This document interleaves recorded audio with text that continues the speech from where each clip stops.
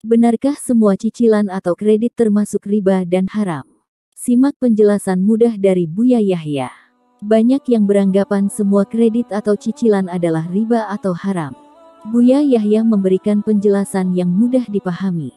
Buya Yahya, pimpinan Pondok Pesantren Al-Bahjah Cirebon, Jawa Barat, memberikan penjelasan mengenai cicilan atau kredit. Benarkah semua cicilan termasuk riba? Umat muslim harus paham mengenai cicilan ini agar tidak terjerumus ke dalam perbuatan yang dilarang, yakni riba. Karena riba merupakan perbuatan yang dilarang oleh Allah Subhanahu wa Ta'ala, melarang melakukan perbuatan riba.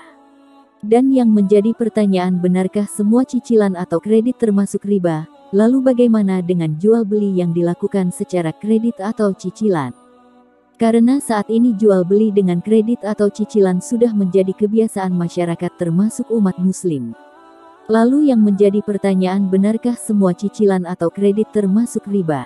Untuk mengetahui hal itu, simak penjelasan Buya Yahya ini. Kata Buya Yahya, tidak semua cicilan atau jual beli secara kredit itu haram dan termasuk ke dalam riba.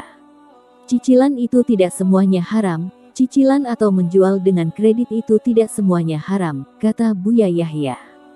Hal itu dijelaskan Buya Yahya dalam YouTube Buya Yahya dengan judul, "Apakah semua cicilan termasuk riba?" Buya Yahya menjawab.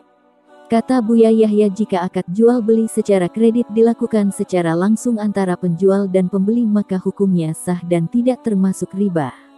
Misalnya, kata Buya Yahya, saya punya mobil kemudian dijual ke Anda dengan kontan 50 juta rupiah.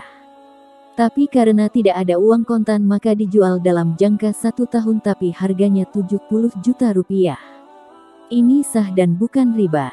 Berarti Anda ngambil harga 70 juta rupiah nyicil. Ini adalah kredit yang sah karena urusannya pribadi antara saya dengan Anda, kata Buya Yahya. Hanya saja yang jadi masalah itu kredit yang melibatkan pihak bank konvensional, di mana dalam kredit tersebut ada kewajiban bunga bank dan keuntungan untuk penjual.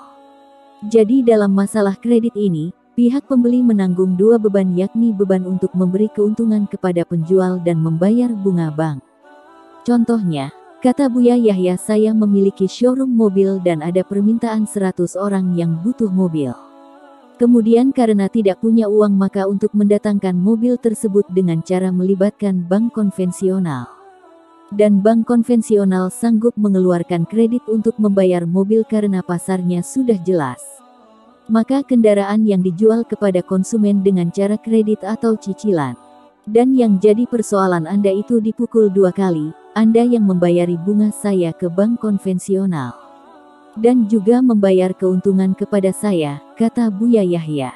Berarti kata Buya Yahya, si pembeli itu rugi 2 kali, membayari bunga bank konvensional dan memberi keuntungan si penjual, ini kesalahannya.